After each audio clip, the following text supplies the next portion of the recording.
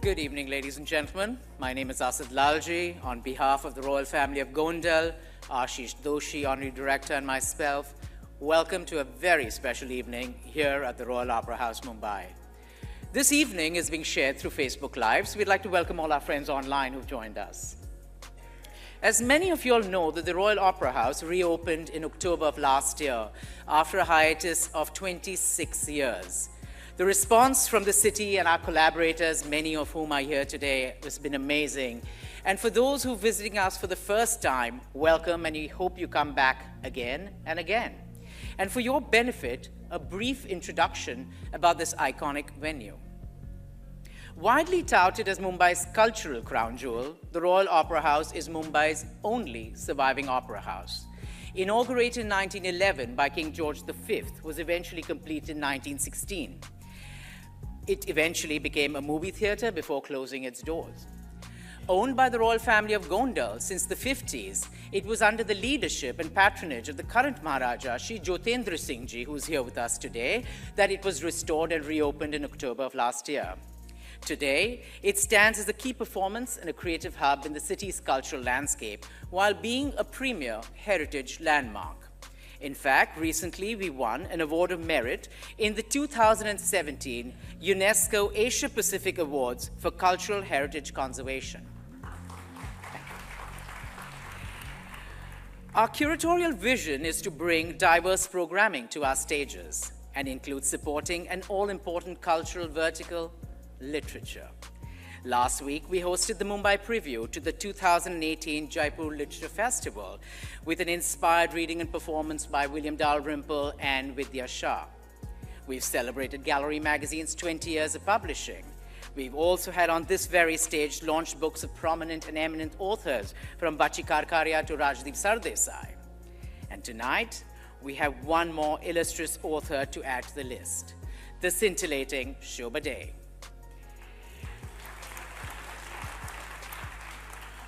Penguin Random House, Avid Learning, and the Royal Opera House Mumbai are delighted to celebrate the Mumbai launch of Shobha De's new book, 70, and to hell with it. This is Shobha's 20th book, and she will seek to chronicle 7 decades of her life, lived as a writer, wife, mother, daughter, sister, and a grandmother, along with national award-winning actor Kangana Ranaut and senior TV journalist Barkha Dutt. Shobha will reflect on her life and pertinent issues like growing older, juggling a variety of private and public roles, feminism, the new Indian global woman, the shaping of political, cultural, and social opinions. So, ladies and gentlemen, without further ado, let's welcome on stage Shobha, Kangana, and Barkha. Before we launch the book, I'm going to request Millie Aishwarya, editor of Penguin Random House, to say a few words.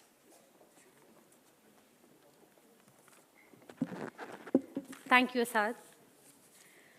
Good evening, ladies and gentlemen. On behalf of Penguin Random House India, I would welcome you all and thank you so much for being here today to join us for the book launch of Shobha De's new book, 70 and to Hell with It. As the title suggests, the book is a celebration of life, of learning, evolving, and fearlessly forging through ahead. 70 is a very special book for us, written by a very special person who has always fought for what she believed in despite all the odds. In the book, Shobha has written about complex, delicate, and sensitive subjects like aging, parenting, sex, with deep understanding and unwavering honesty. Never the one to play the victim card or the woman card, the book reflects who Shobha really is. Fearless, outspoken, honest, feisty, and sensitive. I'm deeply proud to publish the book and would like to thank the entire team at Penguin Random House India who worked relentlessly to make this happen. Swati, the editor of the book, Gunjan for the gorgeous cover design, and Himali and Neha for the innovative marketing ideas. Shobha, it's been wonderful knowing you and working with you. I hope you write many more books and we keep on publishing those. Keep on inspiring us, and congratulations to you. Thank you. May I request Marine Sahib Gondal Srimati Kumud Kumari ji to join us up on stage to launch the book?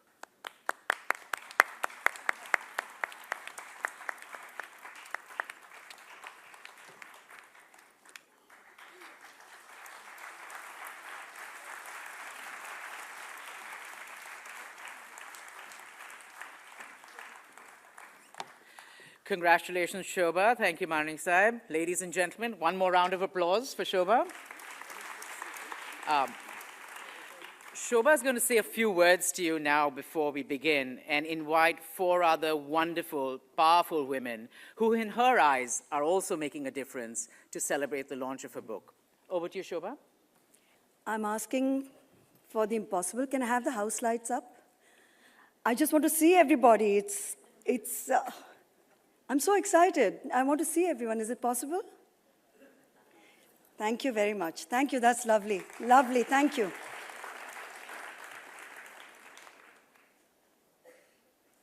It's something so almost surrealistic. I want to thank the Gondal family for letting me host a book launch in this magnificent venue.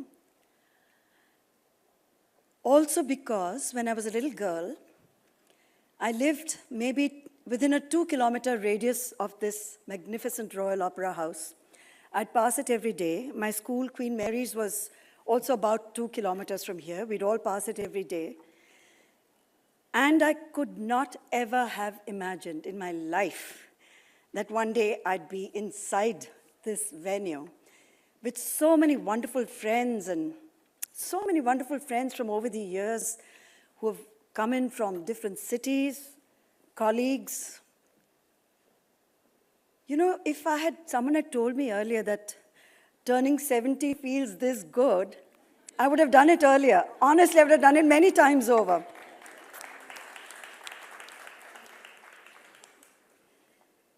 It's important to say very briefly why I wrote this book, because it isn't about gloating or flaunting one's age. It's actually to talk about the fear of aging that most of us sometimes feel completely paralyzed by. Society is not very kind to women. Society is pretty tough on women, and it's particularly tough on women of a certain vintage, as it's delicately put. And something really strange has happened after the publicity around this book started.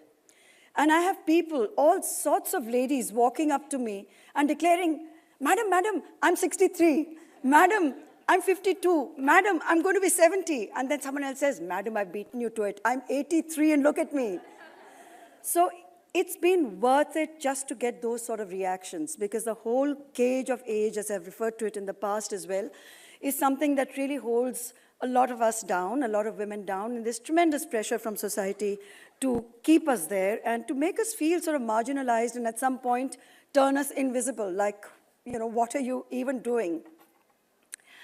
Also, it's important to say this, that I'm lucky to be alive and kicking and in front of all of you, because in my mother's generation, and more so in my grandmother's generation, for a woman to even live up to 70 was considered a bit of a mini miracle. Mortality rates were high, women were not given proper diets, they were neglected, and it was often said that it wasn't old age that killed old people, but actually neglect and a lack of love. So this book is greatly and truly about love, because without that as a bedrock, there's really nothing else. You can be 70, you can be 40, you can be 30, you can be 80, 100, whatever, but you need that to sustain you, to nurture you. So today, I really want to say a huge, huge thank you to all the people in my life who have made sure that I am looked after, that I feel loved, that I'm nurtured. Of course, my family, my husband, who has tolerated me for such a long time and not cracked up. 5 of my children are here. Ranadip sends his salams from Singapore. So wherever you are, children, Radhika, Aditya, Avantika, Arundhati, Anandita, thank you so much for driving me nuts, but also just being there. The city of Mumbai, I owe a big, big one to, because I don't think any other city in India would have tolerated someone like myself. So Mumbai has given me a lot, whether Mumbai knows it or not. I owe Mumbai a very big one. And in an environment where freedoms are shrinking so rapidly, I just feel wonderful to be here, to be able to say, I recognize 4 of my friends, 4 ladies I admire for what they have achieved and what they have said through their life and their work, where not just the cause of women, but on a much, much broader scale. So I would like to invite up, I've called them, the book, by the way, is dedicated to female gladiators across the world. And it says, go for the kill. Now, these 4 ladies, I've called them my gladiators, and I'd like to invite them up on stage because I'd just like to recognize their contribution. They've made our lives so much better. So may I request Dr. Firoza Parekh, Mrinalini Deshmukh, Priya Dutt, and Gul Panab. All of them are extraordinary. Firoza Parekh and her team, they have been pioneers, as we all know, in the field of infertility clinics, and what they've given so much hope to women across the world, childless couples. And as she has said in one of her interviews, Indians don't know how to have sex. But she has made sure that another generation of Indians probably knows how to have sex because she has delivered those 11,000 babies to couples who maybe didn't know how to have sex before they read her books and went to meet her. So she is extraordinary in terms of what she's done, given so much hope to people who couldn't have babies and desperately wanted to have babies. They'd come to her and say, we're coming to you as 2 people and we want to go back as 3, and she's made that happen. So Firoza, do join us on stage. Thank you for this honor. Thank you, Shobha, for this honor. You are a role model for lots of us. Yeah, it's too kind. Thank you. Mrinalini Deshmukh, she says she hates being described as a celebrity lawyer. Or she says, please call me a lawyer to celebrities who need a divorce. So I'm glad she's got the perspective right, because she cringes at the thought of being described as a celebrity lawyer. She has done extraordinary work, both in India and internationally, just to make the process less painful. For a lot of people, divorce for anybody is always painful. And her first advice to anybody who seeks her time is to say, try and reach some sort of an understanding so that you'll not have to go through the trauma of divorce. So Mrinalini, do come up on stage.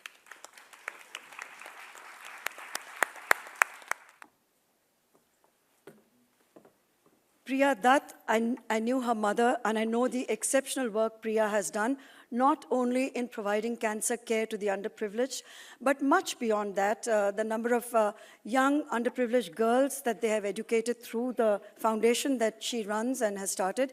This has nothing to do with her politics, and she's very emphatic in making that clear. What she's done in memory of both her parents.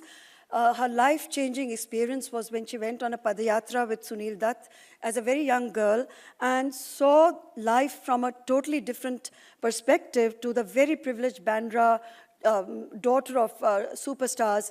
And that completely altered the way she felt about those who didn't have as much as all of us in this room certainly do.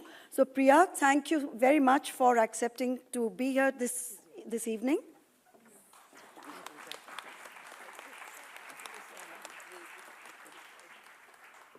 And then there is Gul Panab, who has a master's in political science, is a very, very politically active person. She fought an election, Aam Aadmi, maybe the party was wrong, because she was certainly the right candidate from Chandigarh, but lost to someone who, well, that someone is is the person who's in Parliament. Gul is going to be in Parliament very soon. I'm so sure of it. She has many achievements, but very recently she's qualified and got herself a license as a pilot. And she flies. She's an eco-warrior. She talks on women's issues. She's politically very active and a great influencer on her social media sites. So I'm very, very delighted and happy to welcome Gul, who is right here with us. I know she's rushed to be here and really, really appear. Thank you. So I'd like to I have to say that when I approached my good friend Chanda Narang at Fraser and Hawes and requested her to design trophies for these incredible ladies, this is what they've come up with, and I'm sure they'll be happy to go home with our gladiator trophies, these 4 wonderful gladiators.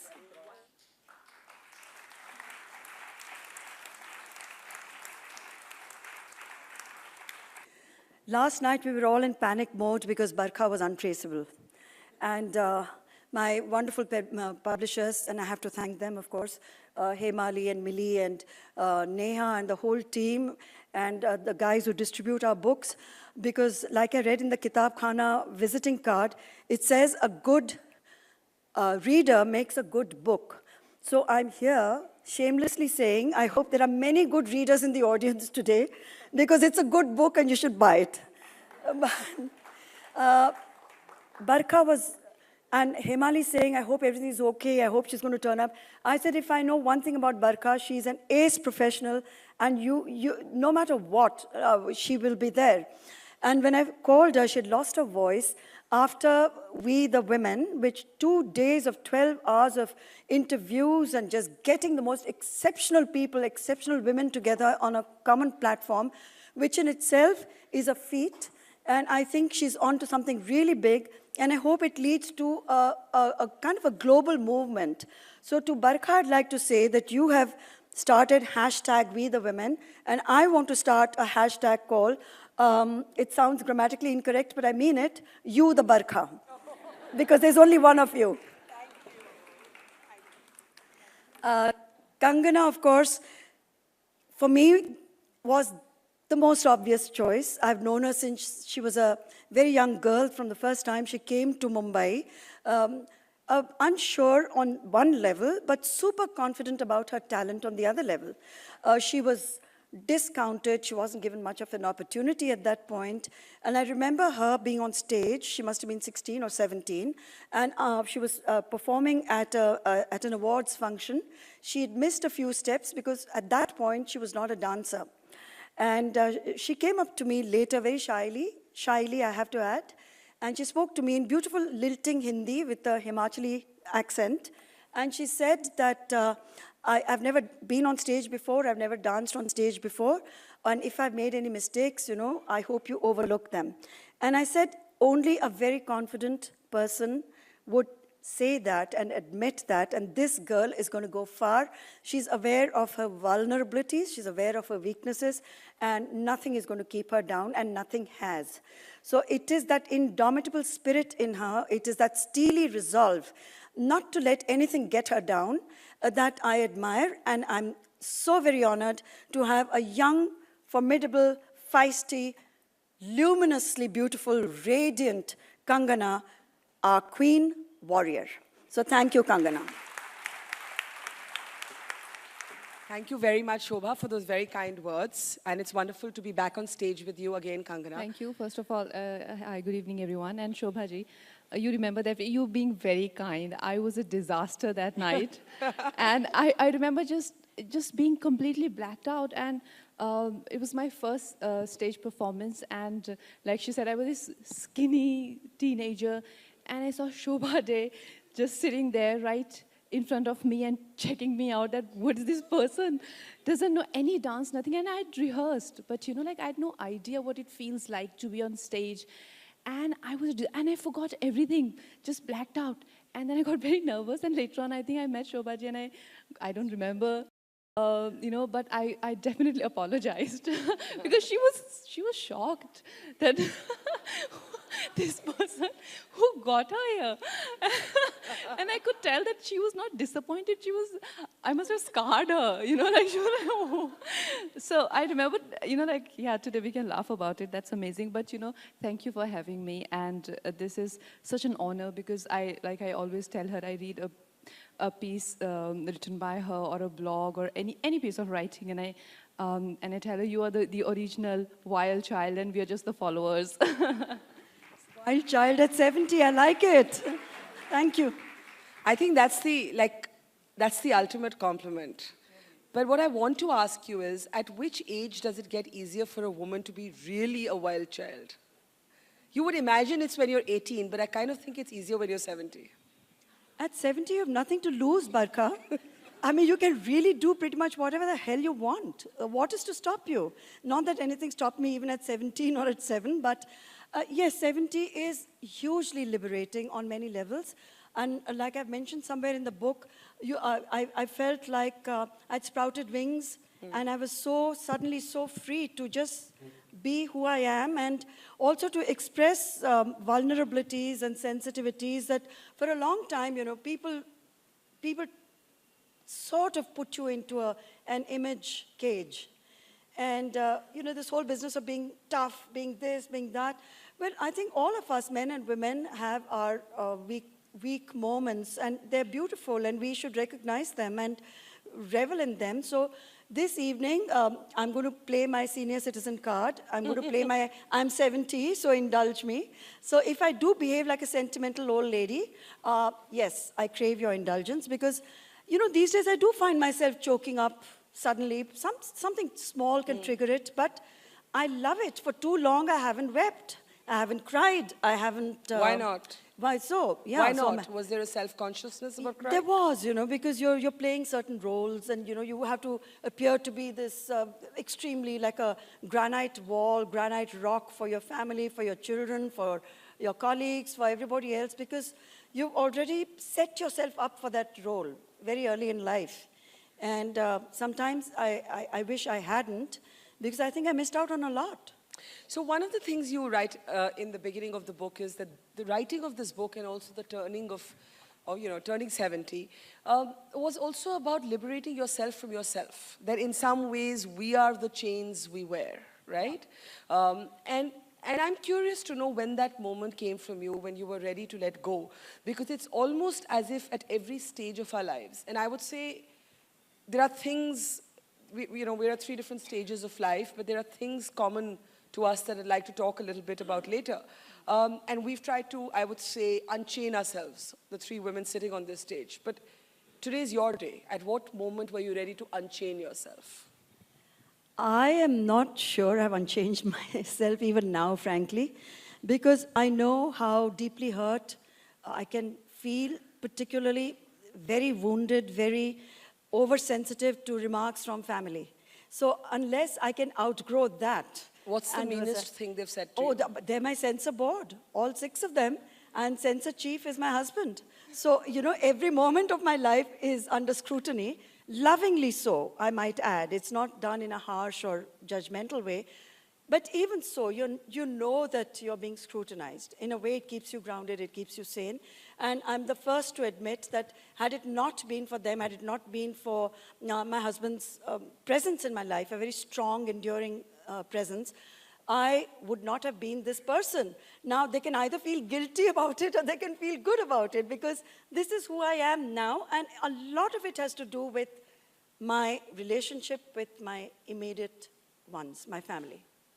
So, explain this paradox of Shobha De, who seems to me to be very unconventional at one level and very socially conformist at another level. You tick all the boxes, the husband, the children, the grandmom, and then there is writing about sex when nobody did. Yeah, I loved writing about sex. I think I'm going to do it all over again. Now that I'm 70, I'll make the book hotter, spicier, and let people fantasize. That'll be kind of, I'll get a kick out of it. At the point when I did, I wasn't really thinking of breaking any rules. I was just doing what I wanted to do. I wanted to tell a story. And it was about men and women, and they do have sex. So I don't see the reason why that should have been swept under the carpet to start with. And I was astonished at the narrow-mindedness of our society that saw all manner of things in it. I think it was their overheated imagination rather than anything explicit that I had And it was written. also that you were a woman, because one of the things you say is that when Khushwant Singh told dirty jokes, nobody went to him and asked him why he wrote a whole book of such sexually explicit jokes. But with you, they wanted to label you, they wanted to call you Jackie Collins, they wanted to wonder what a woman was doing writing about sex. Did you feel judged at some point? Not just what a woman was doing writing about sex, but was she having all that sex herself? So all the questions at book readings were, but madam, this must be all your life only, no? Your experience.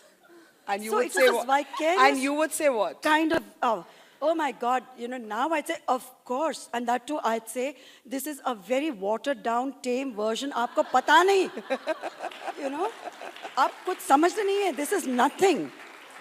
So, there is a kind of irritation at that. But the conservative tick boxes come very much from the way I was raised in a very middle-class Maharashtrian family.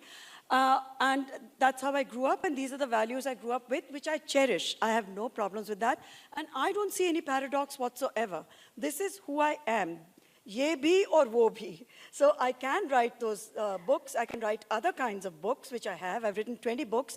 It's amazing because the first 7 are the ones people are obsessed by. Even out of those first 7, I think 3 had really hot sex. The rest were quite tepid. I mean, I could have pumped, but they were pretty tame by any standards. But obsession. This woman, I mean, how dare she?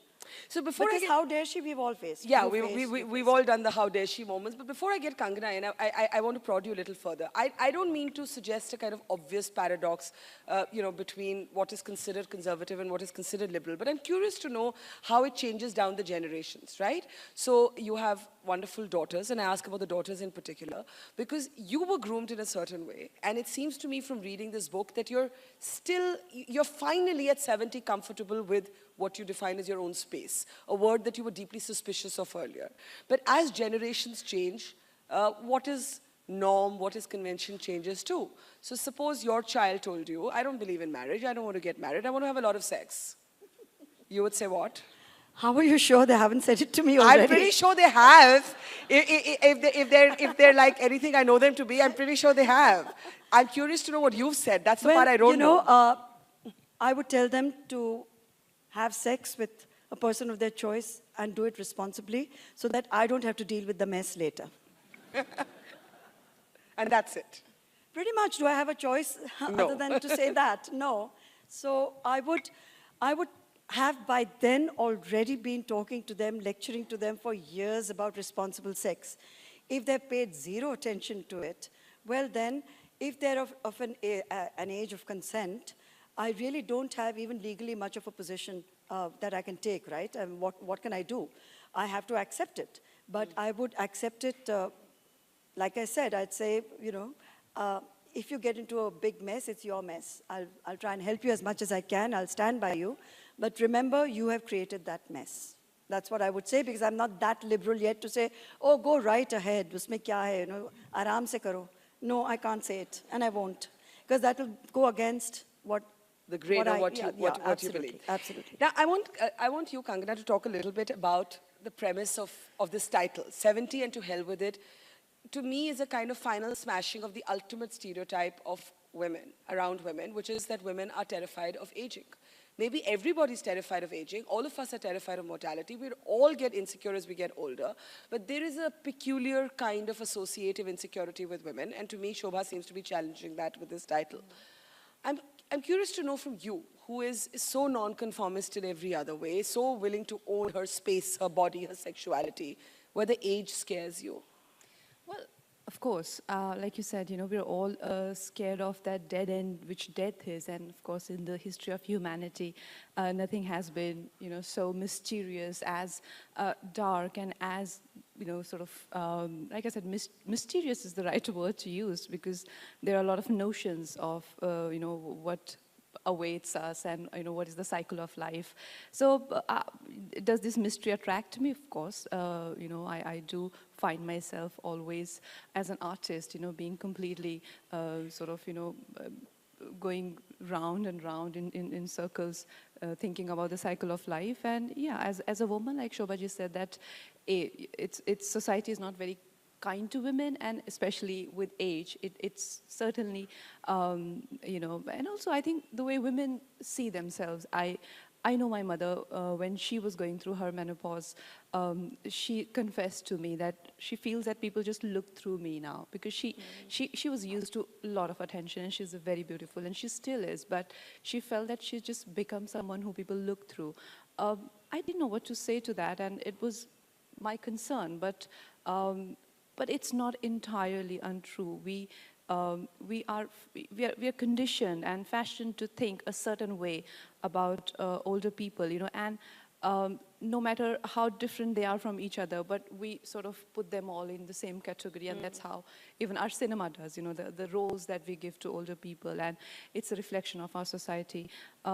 You're also in an industry where 50 to 55-year-old men get to romance 25-year-old girls, but a 55-year-old woman would possibly never get a role where she got to, well, if like say, have sex or dream of romance. Yeah, but if the same guy plays a grandfather, the arc will be so stereotypical that it'll be literally puke-inducing. That all people. What I'm trying to say is that they are the most. I have to say this, I'm sorry, but they're the most ignored, and there's just kind of a well-kept secret of our society. We really do not have films made on them, and we don't have... On older women. Yeah, and older people. But older men get to play young men in your industry, But they're playing right? young men, you see. They're not playing older men. They're playing college students, they're playing people who are working in the offices. So they are not playing their age. So there is a denial there. But yeah, coming to what Shobhaji is doing, I personally don't see a paradox in this. She's today's woman. And, yes, there will be someone, like in some corner of our country who might not be as liberal as her and might not have the opportunities that she did, or might not be the rock star that she is. But essentially, she is quintessential modern woman that we have today.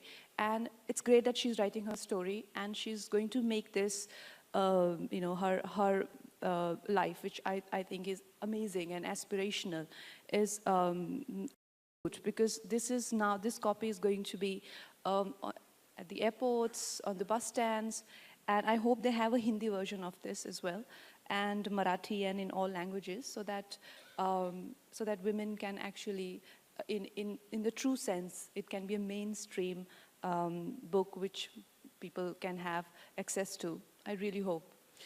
How much, Shobha definitely is a woman of today, and I think what I love actually about Shobha, you and Kangana, is the refusal to be defined by any ideology, by any dogma, by any camp. You cannot be put into a little box with a bonnet that says left, right, or, liberal, conservative, or she's like us, or she's not like us. I think both of you have very much defined your own personalities for yourself. Does that get lonely?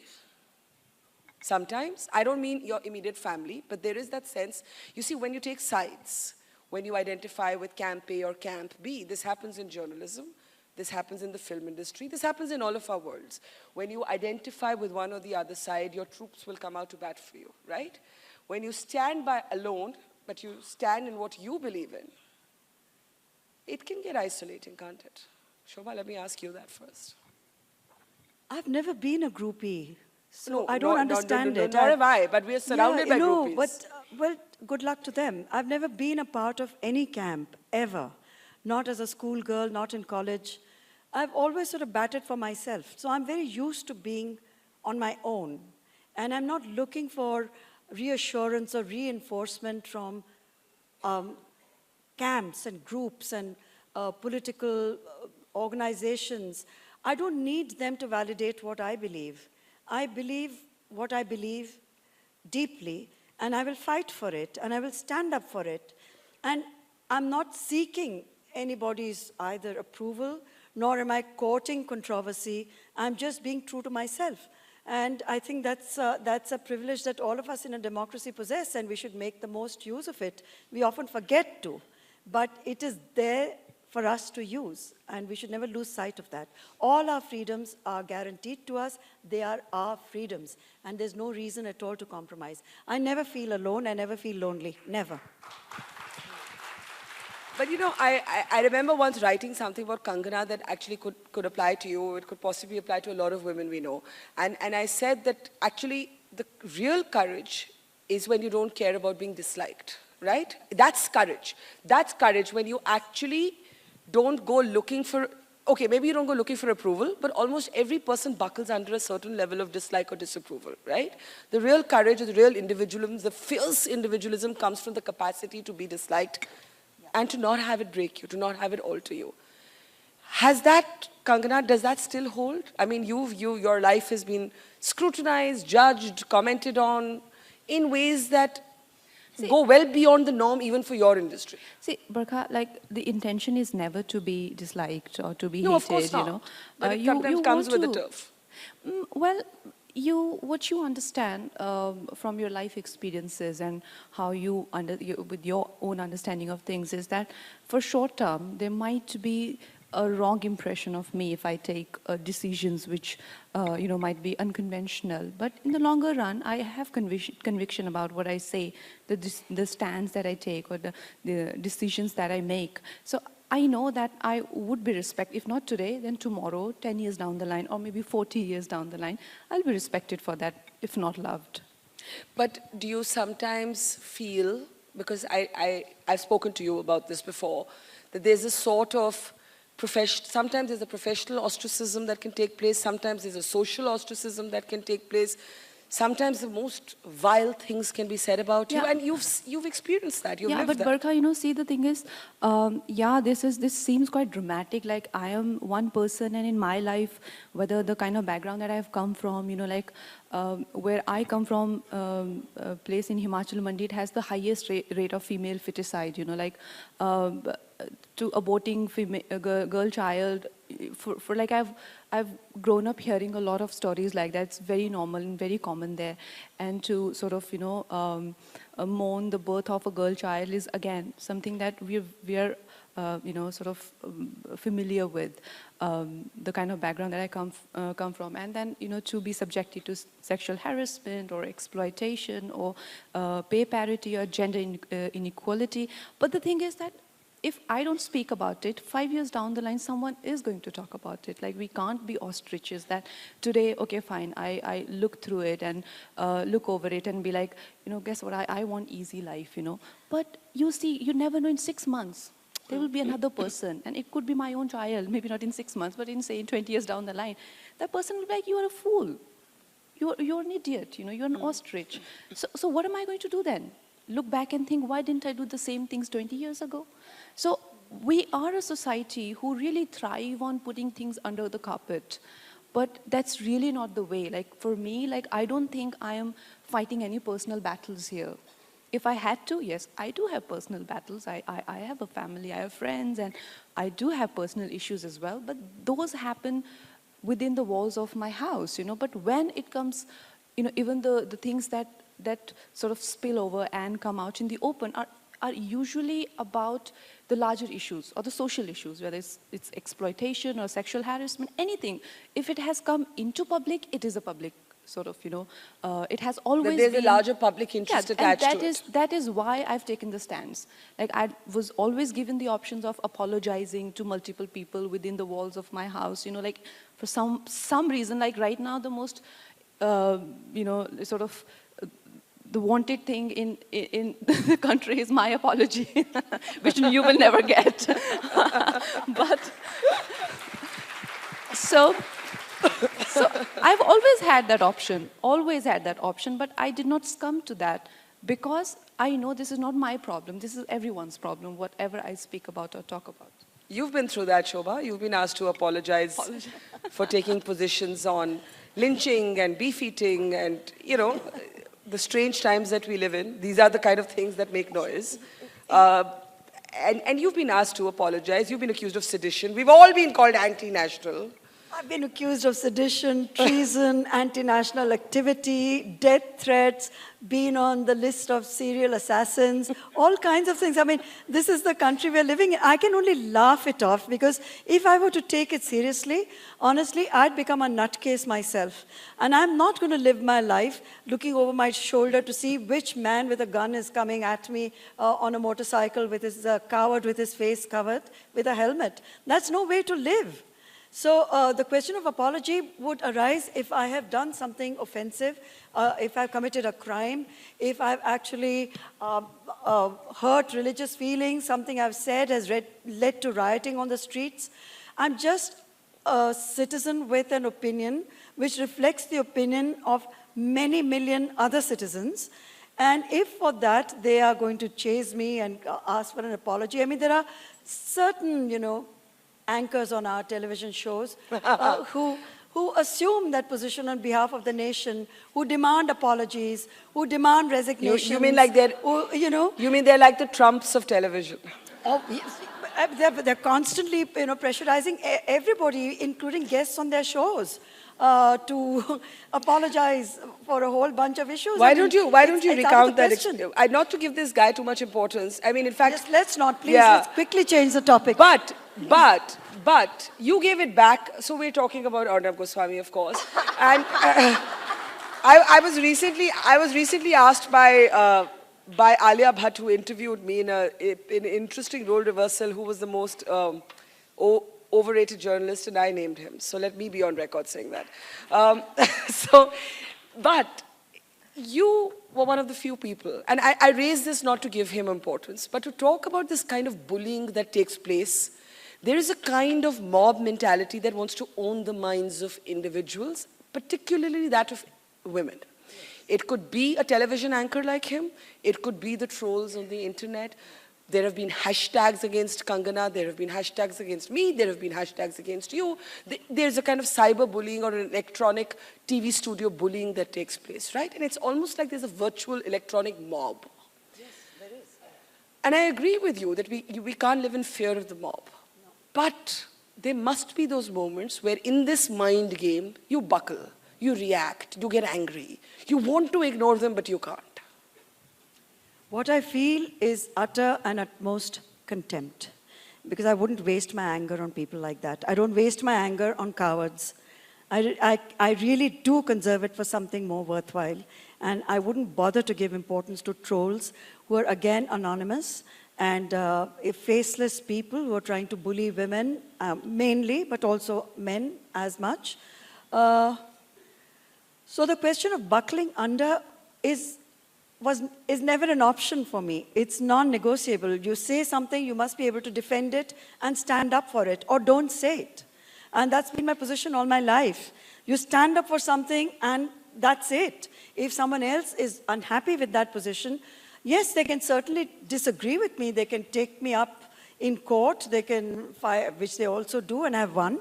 So the point is we cannot just give up so easily.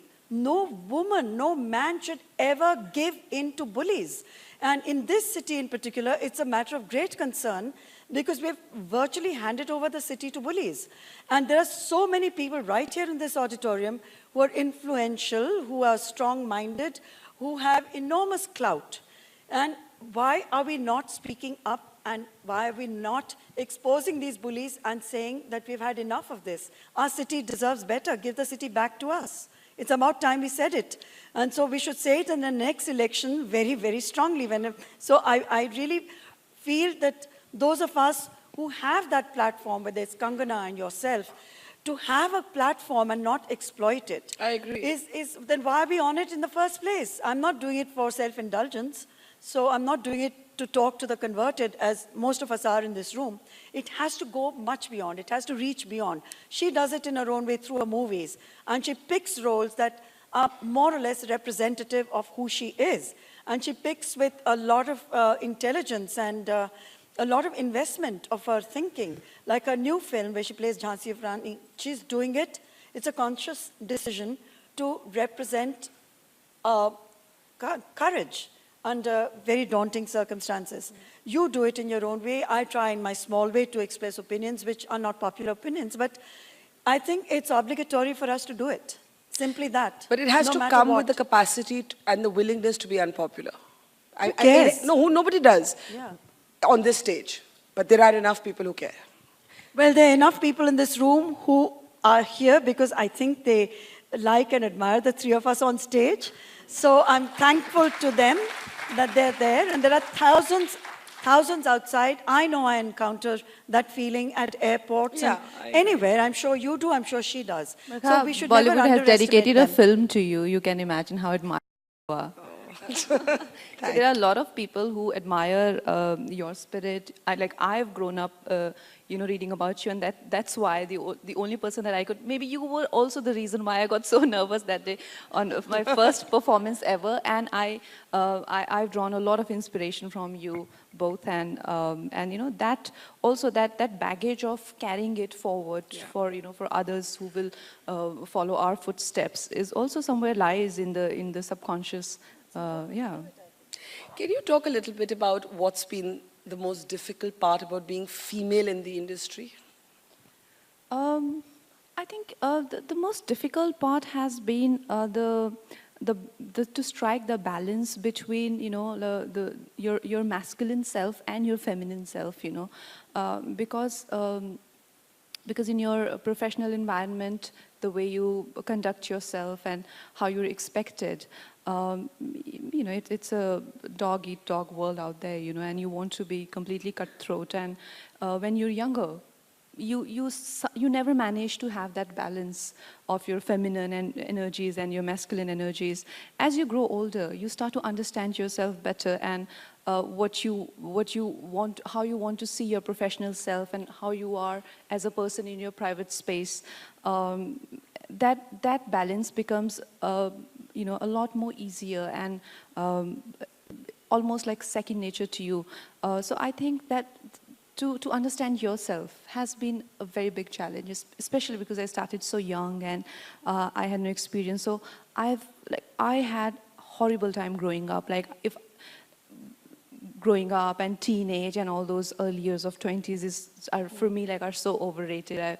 I wouldn't want to go back, and I wouldn't want to feel that way. I was just a bundle of nerves and so unsure of myself. And if I would, 10 years ago, if I would say anyone talking the way I do today and think the way I think today, I would be so enamored, so upset that where are these things coming from? How do they all know and why don't I? So I remember feeling that when always feeling so incomplete and feeling like I'm always up to something.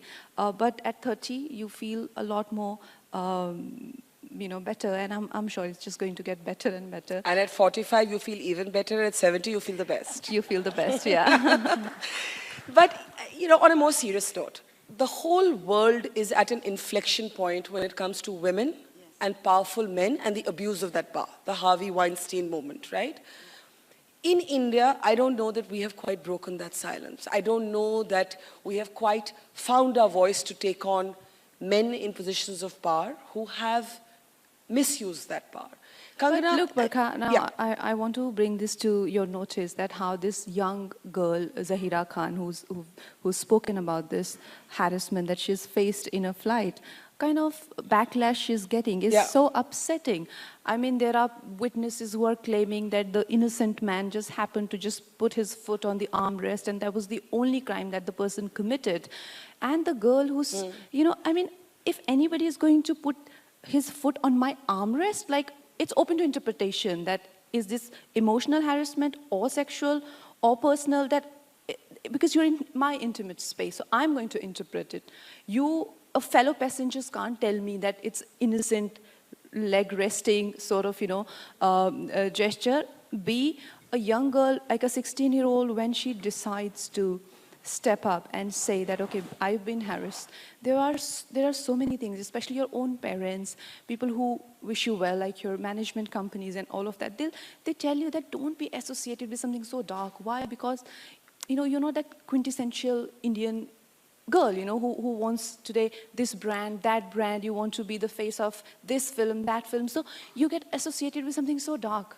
So for that young girl to go against all of that and to speak up. Now, like I said, I am not in that situation. I don't know what kind of harassment was this, but everyone agrees about one thing, that the foot was on her armrest. This is wrong. It is very wrong. So why are we, as Judging a society, the girl and trolling we are the girl. judging her, we are trolling her, and now tell me, in this kind of environment, which is so frightening, who will speak up? You did, and that's what I was going to ask you when you told us this account of what happened to... So first, can we have a round of applause for the young young girl? Yeah. You remember that you spoke about coming into the film industry as someone without any sugar daddies or godfathers or, a powerful family. And you described to me in actually really heartbreaking detail about how, as you called it, your mentor became your tormentor, and how he beat you and he abused you, and how you lay on the floor with your head bleeding, and how you thought in that instant that I'm... But even like post that also, like... But see, what happened after that? You got sued and I got sued by this guy for Nothing, having this conversation. No, why am I talking about this? I'm saying this to make the point that it is that complicated, that even when you do decide to break your silence, even when we do decide to talk about what's happened to us, you're not necessarily in a non-hostile or an enabling environment. Not at all. In fact, post that, when I went through exploitation, by the person that I worked with, kind of lawsuits, and the person that you're talking about, this Arnav Goswami, and all of that, they're sitting across this table and talking rubbish, which my lawyer has again released a video, sort of refuting everything that he has said. In that, this person who's been asking everyone to apologize, he has not asked him a single question. Why is that? So this sort of very conditional journalism, that you're going to, whatever sails your boat, is, you can be this person, you are allowed to have your own perspective, but it should not be selective, like, okay, today, because you promised to come to my show, I won't ask you some questions. Because I was called for that show and I refused to go. And so get back at me. So this sort of politics and this kind of selective journalism, and again, like, this all happened in a very hostile environment, and again, the entire industry ganged up, and they all But started I was talking about when you started in the industry, about Aditya Pancholi today, and so on, right? And, so yeah, even till this date. So the struggle goes on, and it's going to be hostile. Like today, this girl who decided to speak about, this incidents, kind of backlash that she's getting is so upsetting. Shobha, can I bring you in on this? One of the things that I always try and understand, and I always try to explain to people, because men will always ask you, and sometimes women will ask you this as well. If this happened 20 years ago, if somebody groped you, pawed you, pinched your bottom, why didn't you speak then? And one of the reasons I can give you from my own experiences, because you care about your work and you don't want to lose a story, and you sometimes think you will not be sent on a certain assignment. Suppose you flag a case of harassment that takes place on assignment. What you worry about, even if that person is not your bosses, or people will start saying, oh, maybe it's too much of a headache to send women on that assignment. They're going to come back and they're going to talk about harassment, or they're going to talk about abuse. I mean, I can certainly say to you that I've had to bitterly fight for some stories. Also, Barkha, the sexual harassment is the most misunderstood term in our country. First of all, we've got to clarify what is. I see a lot of actresses and a lot of influential people talking about sexual harassment, but completely misunderstanding that with consensual sex. Why do you wear... I was not a very ambitious girl, so I could avoid sexual harassment. So what are you implying? No, absolutely. I don't come from a poor family, so I could avoid sexual harassment. Okay, like I don't get the connection. What is the connection? Can I ask Shobha, as somebody who's seen a lot more than all of us have, to talk about the Harvey Weinsteins of this country? No, but first we think that we are going to get a cover story called The Silence Breakers. Yeah. And will we ever have that women moment? Come out and say that, yes, I spoke out against this person. It's not speaking out against a phantom or a ghost or a nameless, anonymous tormentor. It is nailing someone. We are not going to see that in India for the next And why? few years. Why? I want to understand the from you why. environment being what it is. And I feel very sorry that the environment should be so loaded against women who are the victims, but are made to feel apologetic at the end of it all and ashamed of themselves, Absolutely. though they are at the receiving end of this kind of harassment. So I don't know, it's always as if women are asking for it. I mean, I'm sure we've all encountered it at some point or the other. Women are always asking for it. Yeah. So I don't see a Time magazine story in the very near future. But should we also be a little more empathetic about why women can't take names? But Or of don't, not course. can't, but don't, or won't. Barka, I'm not with you on that at all. I don't feel that sort of empathy because if you are at the receiving end, you must be able to stand up and shout it out and also make sure that that person is exposed, regardless of the cost. But you may lose your job, but it's worth it because you're standing up for something you believe in. Otherwise, it's a compromise. You're letting someone off the hook because you don't want to lose your job. But when there are complicated power hierarchies, right? I mean, could a Monica Lewinsky actually have said no to Bill Clinton? Yes, she could have. Maybe she enjoyed it. No, maybe she She did. definitely could have Maybe said she no. did. Every woman Maybe she can did. say no. Of course. Unless the person is overpowering her physically in a locked room. You always have that choice. But are you underestimating power differentials? Are you underestimating, for example, how many actors have come out in America and said, this media mogul was so powerful, he could have finished our careers there and then? Well, so be it, Barka. Maybe You we can- chose to play ball, sorry for a bad pun, with a media mogul. You chose that because you're thinking of your career. You're not thinking of your self-respect. You know, so I do feel I have mixed feelings about this. No, I really am personally not don't. completely- Yeah, I personally feel that maybe we can't start at that level. Maybe we can't start with exposing people, and that also becomes so sensational, which takes away from, like I said, we don't even know the basic difference between consensual sex and sexual harassment. So to tell our women that, oh, next time, just make sure that you don't wear this and you don't get at this point of time in that hotel room, and also don't be too ambitious. Know that your parents are always there to take care of you. All these things are not healthy things. This is what we are telling our children, is that they are responsible for a sex offender's behavior.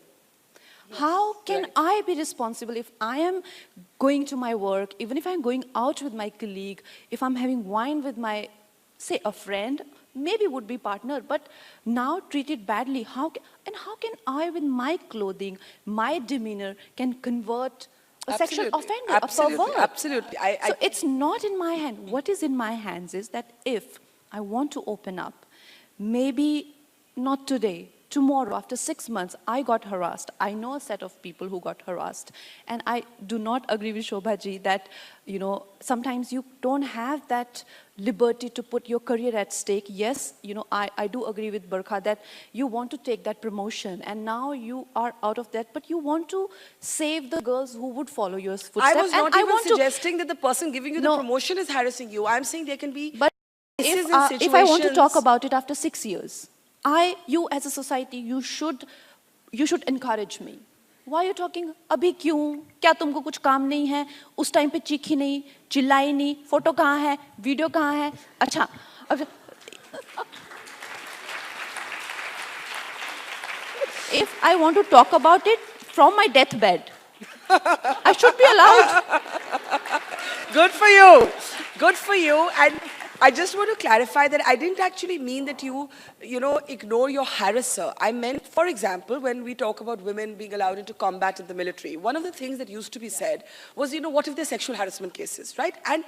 And then it's considered too complicated to open those doors. And I think that's the kind of You're right, complexity I Barka, was because speaking I about. remember about a year ago, I was talking to a senior Supreme Court lawyer in Delhi, and who turned around and said, I am thinking of reducing the interns who are women in my chamber, because I don't want to, tomorrow they might turn around, but again the onus was on the women. Exactly and it was what I'm as saying. if the women were going to somehow frame him and the other guys out of a sense of spite and out of a sense of vengeance, and quite possible that it does happen. But in the process, what I feel concerned about is a lot of women are missing out on job opportunities because of the reluctance of people now to hire them. That's what I was trying to say. Not just Army and Navy, though we have 4 women pilots only recently were commissioned, and that's fantastic. And a great symbol. You had a lot of Army ladies at We the Women, which was fantastic. But yes, the average woman is going to face that kind of discrimination. She may be better qualified, but she won't get the job because they'll always at the back of the mind of the employer is what if this woman turns around. To start with, you won't get the job because what if she gets married? What if she gets pregnant? And now, of course, what if she frames rape charges against me? So, you know, it's a catch-22 that we all together as a society, not just women, we have to address it and we have to do it in an intelligent way. It cannot just be about someone you know, crying wolf and then backing off. We have to be able to see it through all the way. And legislation is very much on our side in that sense. So but also, I think women should also be allowed, like I said, you know, their own interpretation, like something which is offensive for some. Like, you know, it might not be offensive for me, or what is offensive for me might not be like today, Zahira, coming back to Zahira's case. So the most people saying that the foot on leg rest is innocent, sort of taking nap. So for me, it's highly offensive. Like, I would have broken his leg, honestly. Like, she's been very kind. So I think it's arguable. Even when women go through sexual harassment, so not dissect it and not jump to conclusion, and everyone should not play a judge, I think, whether it's media or it's social trolls. And I think, unfortunately, that still continues to happen. It continues to happen. What we should do is, unanimously, we must promote the culture of exposing sexual harassers and sex offenders, because I think that's their only punishment. If we expose them, more women start. Like today, honestly, I don't get, you know, like no one messes up with me anymore. Why? Because I've become this person who will say anything, anytime. So this is the greatest thing that has happened to me, you know, like, so I think women should be like that. Women should, you should catch them off guard, you know, just say something and be like, oh my gosh, she says anything, anytime, so just stay away from her. Okay, let's come back to the book. Shobha, being a parent and a mother has been a key part of your journey, these 70 years. I've been thinking lately that when we talk about equality at work, one of the things we don't talk about enough is equality at home. And I know countless young women I've trained as producers, as colleagues, as young reporters, whom I've actually seen dropping out of the workforce once they get married or they become mothers. How do we tackle this? Because I see a lot of romanticism around motherhood. And I'm not trying to undermine that, but I'm wondering if there is enough emphasis on fatherhood, on equality at home, and I'm wondering, without that equality, if we can actually send women into the workforce. And the numbers of women that are dropping out are staggering. There are 20 million women who quit their jobs between 2004 and 2012. 20 million women. Yeah. I mean, you know, it's staggering. Fewer Indian women are working today than before. Yeah. You know, the thing is that we have enough women advocates for this cause. We don't have enough men. And it's very, very important to co-opt men to think equal, to think as equals and to actually live as equals. And we can certainly start. I know for sure that we have begun the process already. The awareness levels of today's young person, a young man who's getting married, I can say it with complete confidence. I'm personalizing this, but in the case of the 2 sons-in-law in our family, I see a huge sea change already, not just in those 2, but in their generation of the way they deal with women and the way they deal with the responsibilities at home. And the way they're raising their children. I have, there are 5 grandchildren. I have 3 grandsons, 2 granddaughters. And I don't think there's the question of discrimination doesn't even arise. It's not even anywhere on anybody's radar. And I also have to say this as a tribute to my own father and mother, that I grew up with 3 sisters and a brother, but at no point did I feel, with my family's limited resources, that somehow my brother was being favored over us. we had exactly the same opportunities. It's not as if when we were seated at the dinner table, he would get an extra portion of something that would be denied to us. So I grew up taking all my privileges as a child of the family, as a daughter, for granted. And I hope and pray that I've managed to convey the same sentiments to my own children. And they will in turn raise their children with this same feeling of the general gender neutrality. It shouldn't be just sensitivity, which is already a self-conscious act.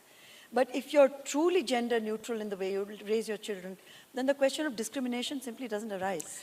Kankana, you didn't have that experience growing up. Like when when you said you wanted to come here and work, the reaction of your own family was not necessarily initially very welcoming. Yeah, because, see, I come from a very typical Rajput family, which is, I think now everyone's very familiar with the Rajput pride.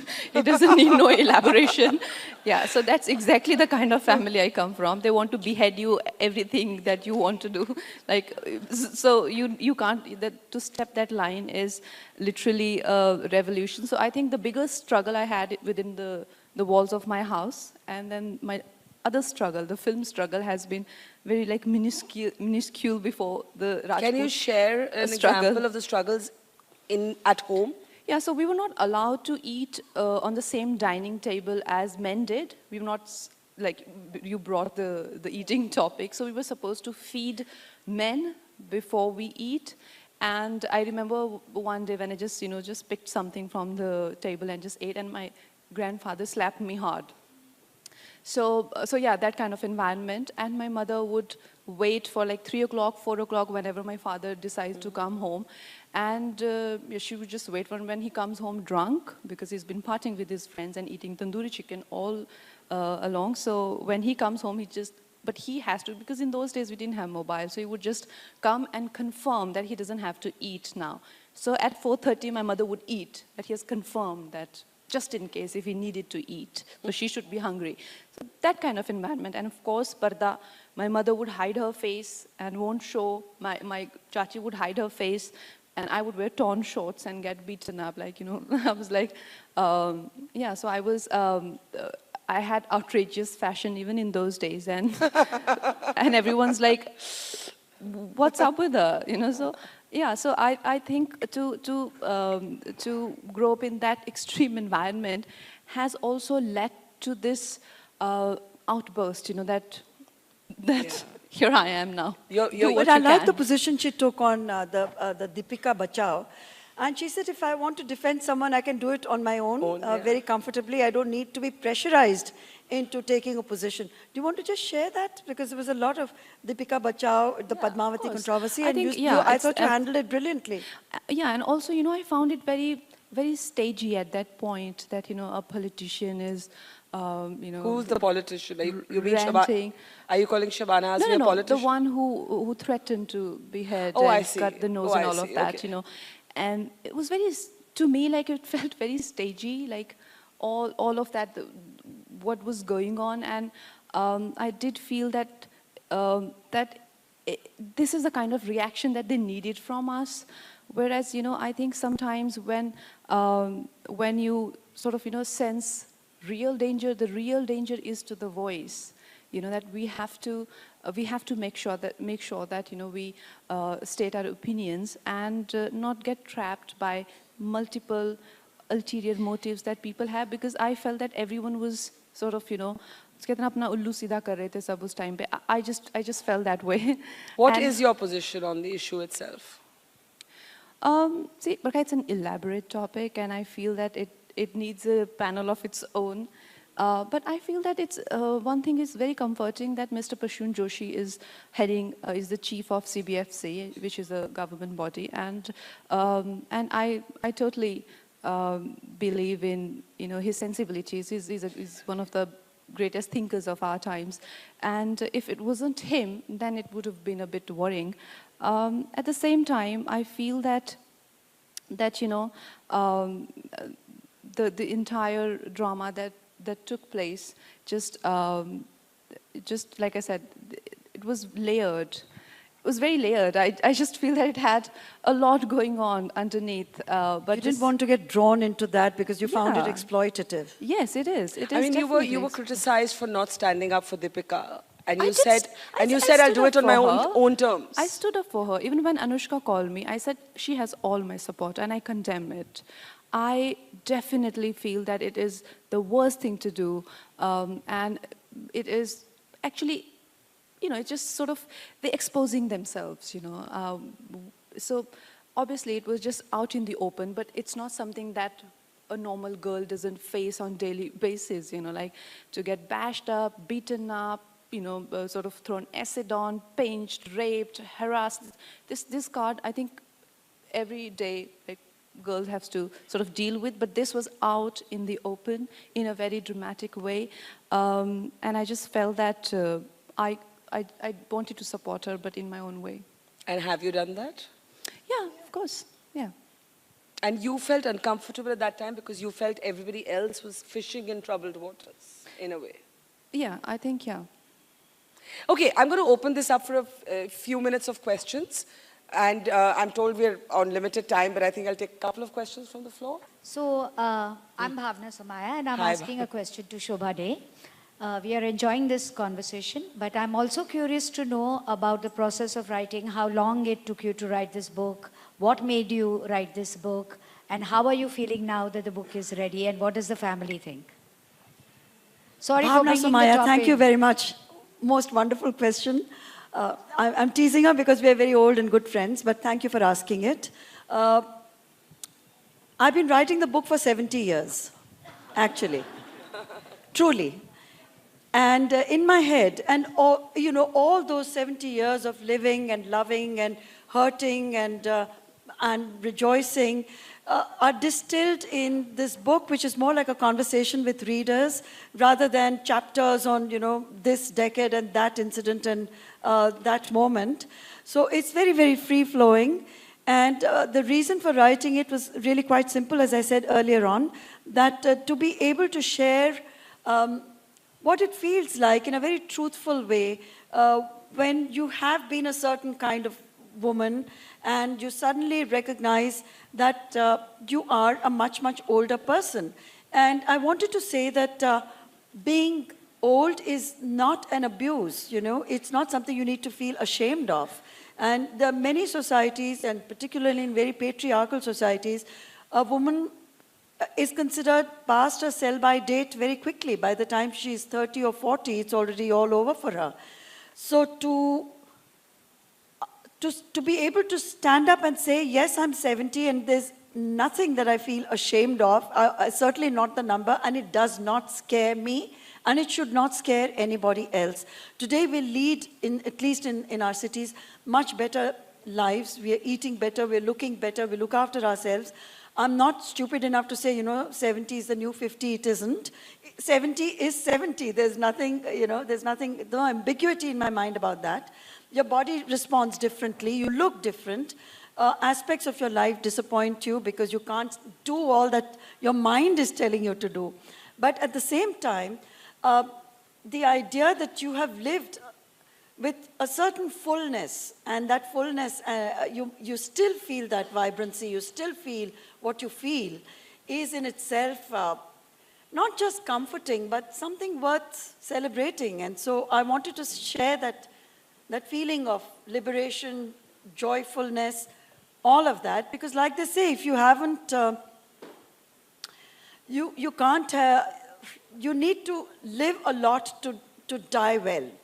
So I would like to go with a pen in my hand, still fighting with people who don't necessarily agree with me, and still retaining this spirit, because the spirit for anybody doesn't come with an age limit. And it's that spirit which we all need to keep alive.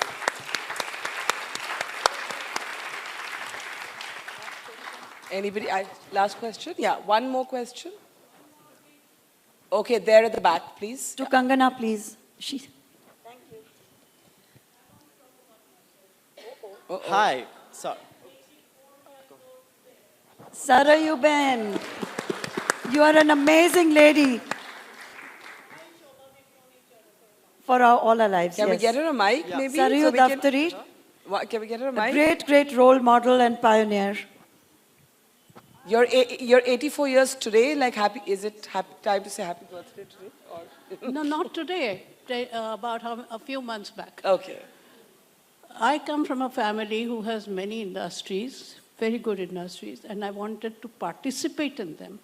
But I was denied because I'm a girl, a woman. At that time, a girl. So what did I do? I started my own industry. Thank you all for this chat, but it was difficult and yet very interesting because there were many people who helped me, because they saw the spirit in me that I wanted to do something that my family did not allow me to do. And that is how today I am known for what has written about me, and maybe Barkha has also heard about me. And that is because I had that tremendous desire to do what my family did not allow me to do. And I wish every woman in this gathering does everything that I wanted to do, and I did, and I achieved it. Thank you. So like they said in a, last thing I'm saying, like they said, a very famous one of our Hollywood actresses who's known for her spirit and her attitude and her talent. She said, if you're not invited to the high table as a woman, don't care a damn. Create your own table. High table. Yes. So yeah. I think that should be our Motto, mood for this yes. evening, and we should all create our own tables and preside over them and enjoy our lives, men and women, together or separately. So thank you very much. Fantastic.